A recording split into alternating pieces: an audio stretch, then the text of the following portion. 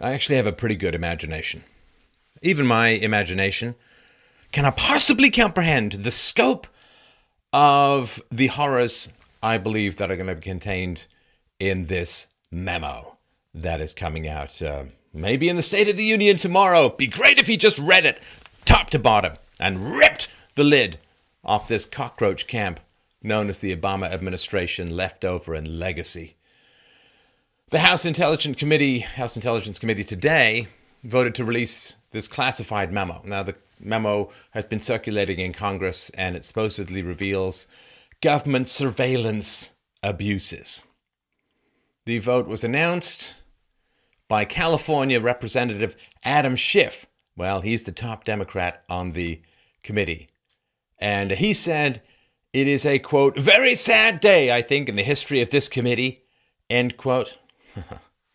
The motion, of course, passed pretty much as you'd expect it on a party line basis. Now, when Democrats get sad, that means that terrible stuff is about to erupt from the ground right under them. See, if they create fantasy Russian narratives for a year with no proof, well, that makes them really angry. All of the made-up stuff from the media makes them really angry. But when they're sad, it means they're caught. That's what it means. They're sad. It's like the raging bully or the crazy mom. You get her. You get the bully, and then they're sad. You see. And this is how bad it is. They're not angry. They're not shocked. They're horrified. They're sad. So Trump has about 5 days to figure out whether he has any objections before the memo can be publicly released. Now, last week, a top Justice Department official said to House Intelligence Chairman Devin Nunes not to release the memo, saying it would be, quote, extraordinarily reckless, end quote, and could harm national security and ongoing investigations. Why, you wouldn't want any ongoing investigations to be harmed by facts about executive branch malfeasance and the entire banana republic-style corruption of the FBI and the DOJ in pursuit of fundamentally altering a presidential election. Or, say, letting Hillary off the hook for a private email server containing massive amounts of highly classified information. Oh, and you wouldn't want to have anything harmed about that kind of investigation. See, the reason, of course, why Hillary Clinton says, oh, other people used the other email systems too, AOL, and that doesn't matter. Because the whole point is that they can go and get those emails from those other systems. If you got the whole email farm, the whole email server in your toilet room, well, they can't really go in there and get it now, can they? Swipe aside all the prune juice containers and the Metamucil and find the humming server of national betrayal. Ooh, I just love this. Because, of course, wouldn't it be great if you had the magic wand, the amazing magic wand of, oh no, facts are closing in on my criminality. Oh, harm national security. It's going to be really reckless, and it might actually harm ongoing investigations. Screw you, people. You lost the whole ongoing investigations bullshit after Hillary Clinton.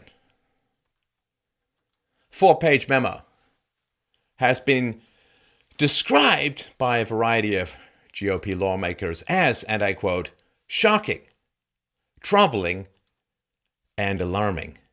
And one congressman has actually likened what's contained in this memo to KGB activity in Russia.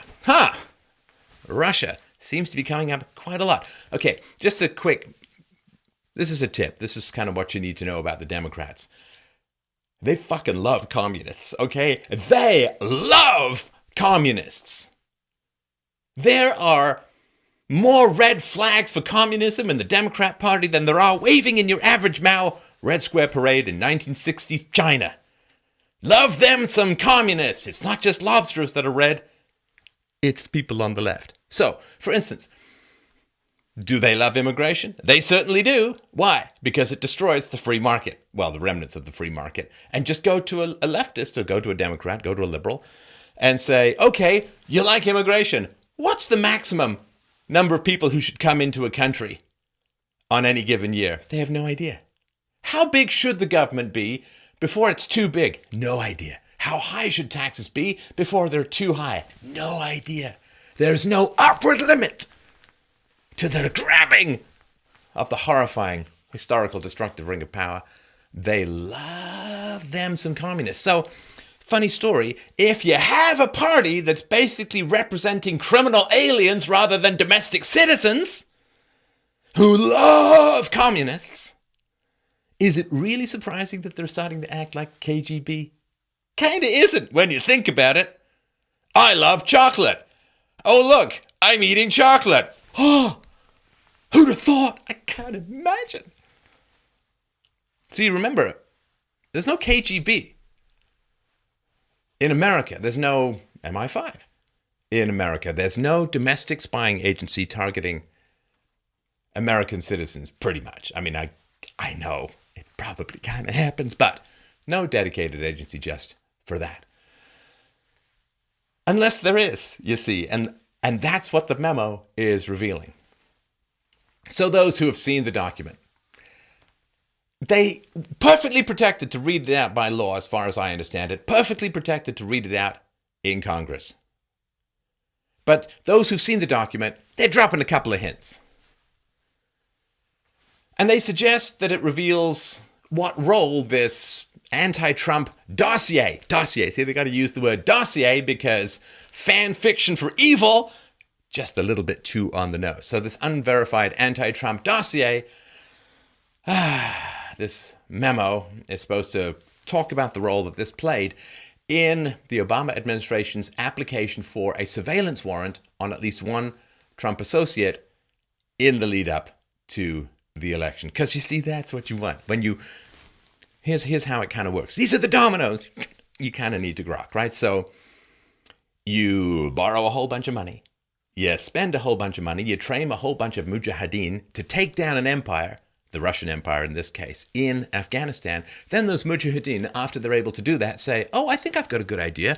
I know how to take down an empire. We can't go fight America, so we're going to fly some planes into building. We're going to provoke the living hell out of them with the intelligence apparatus, particularly the CIA of America, helping us out in that. And then we got to drag America into this unwinnable, endless, multi-trillion-dollar disaster, both domestically and overseas, wars in the Middle East. And that way, we can destroy America with the assistance of many of its leftists and some of its rightists. Actually, no, let me rephrase that. A lot of the rightists back in the day, back when the left wing and the right wing were two horrifying wings on the Nazgul vulture ripping apart the remnants of the Republic and feeding it down its gullet. So, pre-Trump. And so, that's kind of what you do. You try and destroy America as much as humanly possible that way. And then what happens is, turns out, you see, when you go arm everybody and invite everybody and destroy everybody and invade everybody and bring everybody in, bomb a whole bunch of people and invite as many as you humanly can into your country, turns out you're not really that safe anymore. So then what you need is this big, giant intelligence apparatus that can scan everything and review everything and give incredible power to the government to rifle through what everyone has all the time, online, everywhere. Oh no, it's fine, you see, because they market it private. Yeah, that's right. Because governments really, really respect language. See, that's why the Constitution just followed so exactly and so perfectly. So then, you see, the government has the power to rifle through and scan through and examine everything that everybody does online. Oh, there's these barriers. They got to be overseas. They got to be foreigners, and we're not going to unmask people. Yeah, right. Because remember, governments always respect letters, languages, constitutions. Yes, those who make the law and who it has been revealed over the past decade or so can break the law with complete impunity. You can be Eric Holder. You can perjure yourself, and you'll never, ever be prosecuted. Above the law, what law? Law is written on the piece of paper we use to wipe our asses with and flush your freedoms down the spigot.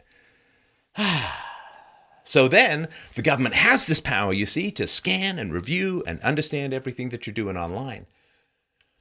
And then, don't you know, they can find ways to jig the system so that they can spy on presidential campaigns and make sure that they win. And they believe that they can do that because they're damn certain that they will win. And of course, the winner doesn't review how they won. That's like the guy who gets the Olympic gold voluntarily saying, you know what? I've won the Olympic gold. I'm huge. I'm big. I'm famous. I've got multi-million-dollar endorsements. I think I'm just going to start subjecting myself to random drug tests. Not going to happen.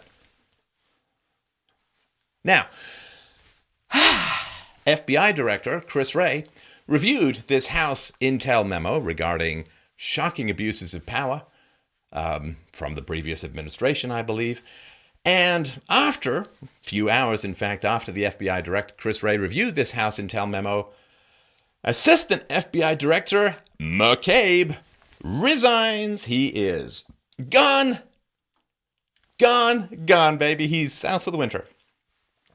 Now, according to Schiff, the GOP Majority Committee also voted against releasing a memo written by the Democrats that's supposed to counter the memo that was put out by the Republicans. Another Democratic member, Mike Quisling, pronunciation is just a little bit too on the nose there, Mike Quigley, of Illinois. Because, you know, when you want integrity, you always go to the guy from Illinois. Right, Barack. Mike Quigley of Illinois described the GOP memo as, quote, a book report by a high school kid at 1 a.m. on 2 Red Bulls who hasn't read the book.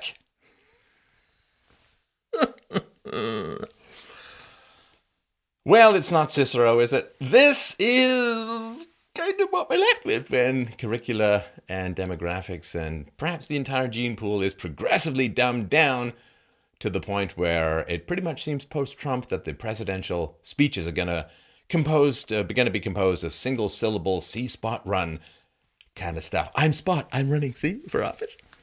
A book report by a high school kid at 1 a.m. on 2 Red Bulls who hasn't read the book. Hey, you know what that is, Mikey Mike? Not an argument! So this vote came the same day, of course, that FBI official Andrew McCabe left his post as deputy director. Now, it could be, I don't know if you've ever been fired. I've been fired once or twice. In fact, you'll probably see it in the comments below. Stop yelling at me, I'm trying to sleep.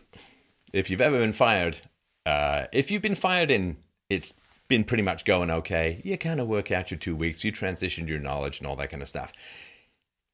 I was once fired and it didn't go in a very positive direction. I was very young and I was fired, and about 18 to 20 seconds later, I was on the street and they said, we'll mail you your stuff, man. So when the guy's fired, hours after, the other guy sees what's going on in this memo. I'm pretty sure he's named in it, and I'm pretty sure he's not named like, oh, that guy's really cool. I love his loafers. His style is really rad, man. He's fantastic. His breakdancing moves are to die for. Now, the White House obviously is pretty keen, seems to be pretty keen on favoring the release of this memo, but they're not saying exactly when this is going to happen. White House press secretary and current leftist hypocritical piñata Sarah Sanders said, we want full transparency. That's what we have said all along. Now, did the FBI rely, at least in part, on this dossier? Now, the dossier was paid for, right? So this dossier is the Pissgate stuff, the hooker stuff.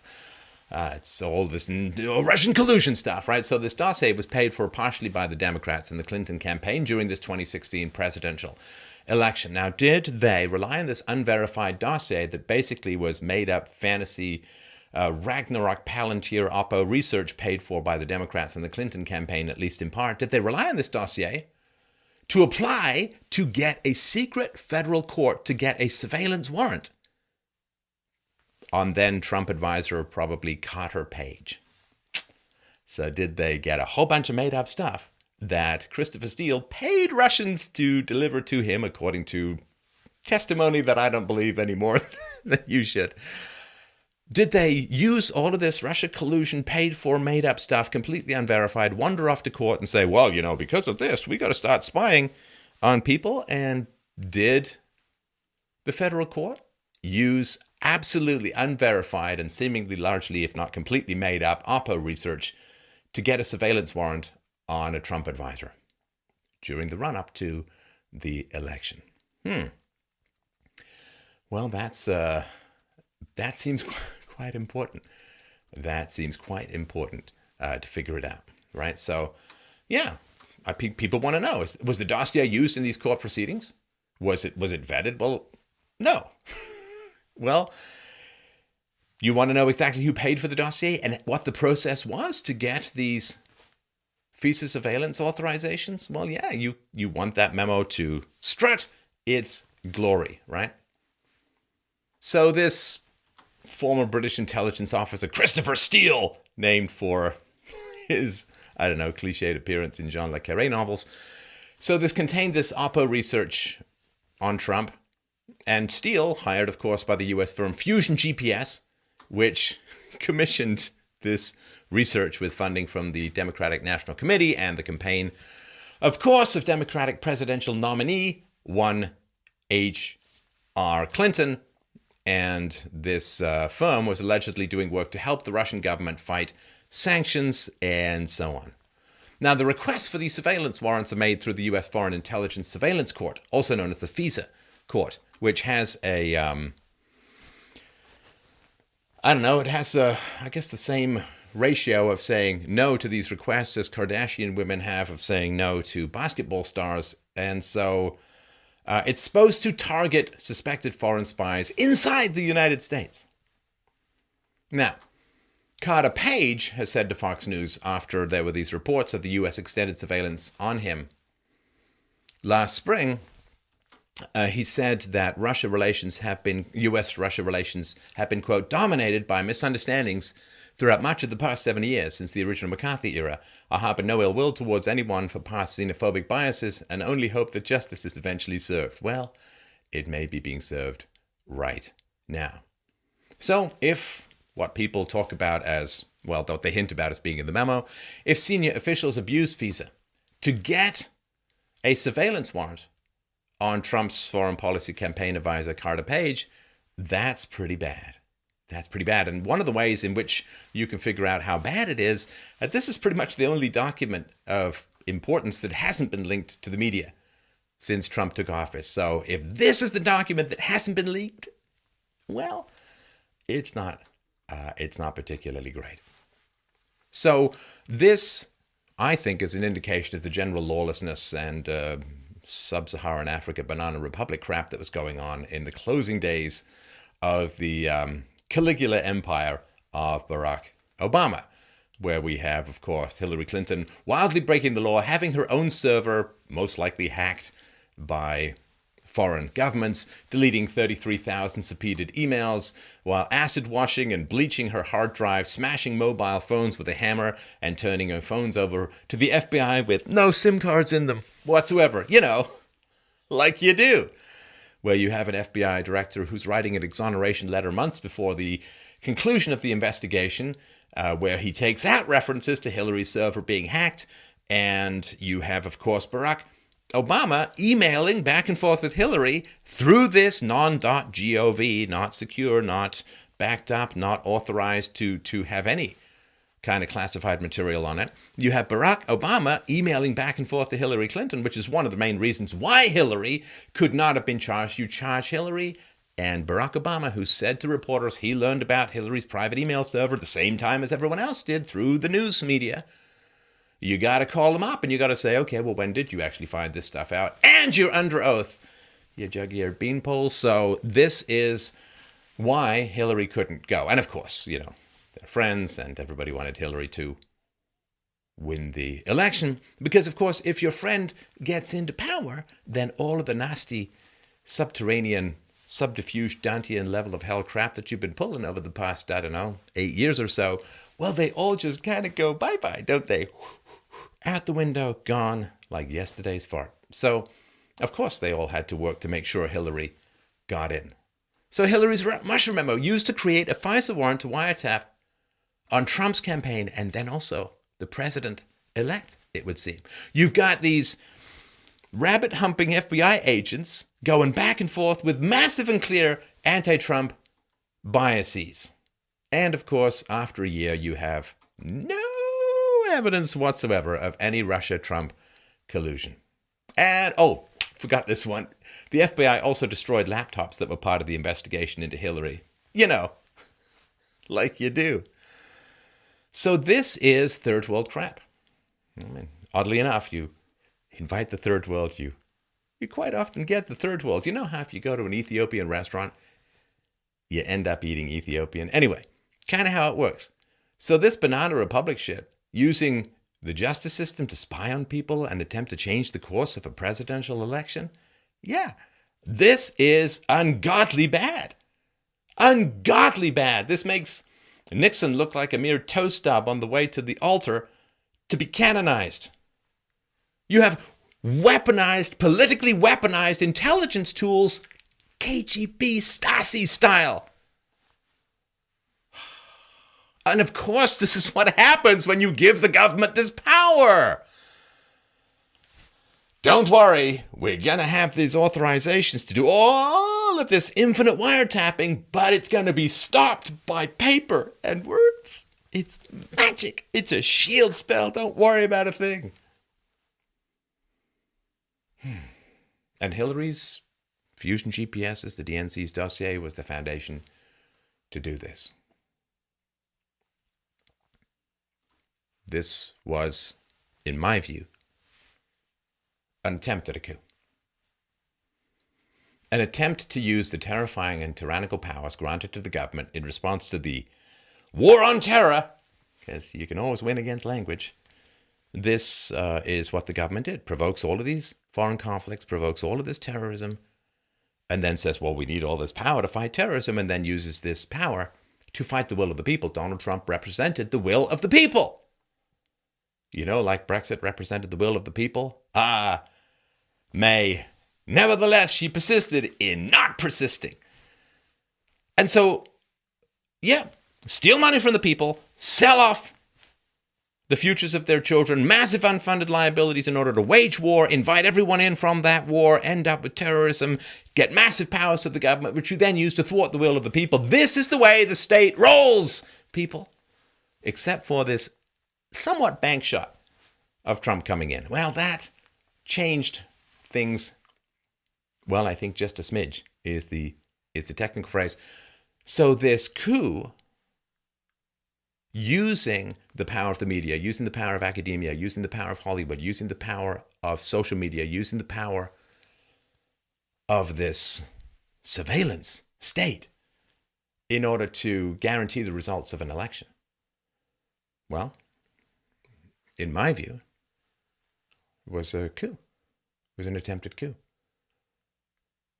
And when you look at these texts going back and forth between these FBI agents, oh, well, you know, she's going to be the next president. Got to be careful. Got to take it easy. We need an insurance policy. There's got to be an insurance policy.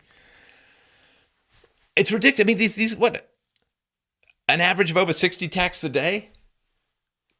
Don't you have any work to do? Well, apparently this was the work. And here's where we have the media to thank.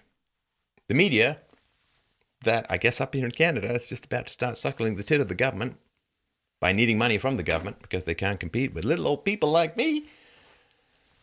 The media bred such wild overconfidence in the Hillary Clinton campaign and the weaponized FBI and DOJ and the weaponized visa court system, in my view. The media bred such wild overconfidence that they got seriously sloppy. Just texting back and forth. Now they can't find a whole bunch of texts from McCabe, and it's all missing, because there were these 5 months of texts just gone, baby. Just gone. We set up this whole backup system, like you do. And then, we didn't check whether it was working for 5 straight months. I'm sorry, like, it's not funny, but it's literally, it's like those ridiculous videos where the kid has chocolate all over his face. Did you eat the chocolate? No. Did you guys have those emails and then delete them because they looked bad? No. The backup didn't work. And they're not on the phones anymore. And it just happened to be the most important stuff that's missing that you asked for. Yeah, because the FBI would totally accept that explanation from you. Hey, where's your backup? Oh, it turns out it didn't work for the exact time period that all this stuff that you need is just gone. And I guess I just never got around to checking the backup that I paid millions of dollars for. Ching! Gollum style, you are deep in the dungeon, baby, because they would never accept this crap from you. FBI is like, oh, we can't find these texts. They're just gone, baby. Don't you guys actually have, don't people often try and hide data from you? Don't you have a whole lot of forensic experts who are really, really good at getting data back? No, I didn't eat that chocolate. And then Tom Fitton and Judicial Watch sue them. Oh, magic! We've managed to find some. I mean, I think this has been going on for a while. I think that Trump knew about this stuff, even back in 2016. And I think that this very careful net has been closing in slowly on these people. And, of course, this is the last chance. Last chance for the Republic. Last chance for the Republic. Because if this shit stands, the Republic falls. It's really that simple. And if America falls, everything falls. Everything falls. Maybe even the lifeboat for everyone else falls. So we'll see what's in this memo. The question is, what's going to happen if what I suspect and what a lot of people suspect is in this memo is actually in this memo? If it reaches all the way to the top, if there was massive corruption, weaponization, illegal actions, and so on. If people don't even lose their pensions, if people don't end up in jail, well, then it's all done. And remember, of course, I mean, people get confused about the media. I want to lay this down for you because this is tough to understand. I mean, people have lots of hope, and Lord knows we've all been burned before. Here comes the great superhero called justice. Bump! Oh, flies like a blind owl into the glass window of universal indifference and compromised ethics in the media. But we watch this superhero flying in with the cape, and he's come to save the day. Right? He's coming in, and we're going to see if he gets fly swatted down by indifference and corruption, and we're going to see if he could stand tall against the dragon fire blasts of blowback from the people he's trying to turn the light on when they are trying to get away with such horrible, horrible, horrible stuff. But here's the thing. It's not Donald Trump's failures that trouble the Democrats, it's his successes. It's the fact that jobs have been created, hundreds of billions of dollars are being invested back into the American economy. Money is coming back in from overseas, just as he predicted. People are getting bonuses, $1,000, $2,000, $2,500 bonuses. Taxes are going down. People are getting their paychecks, and they think there's been some error because they've got more money in their pocket, which means they want to pay taxes, which means they don't want the taxes to go back up, which means there's less money for the Democrats to steal, to spray at everyone else in order to buy their sleazy third world allegiance. So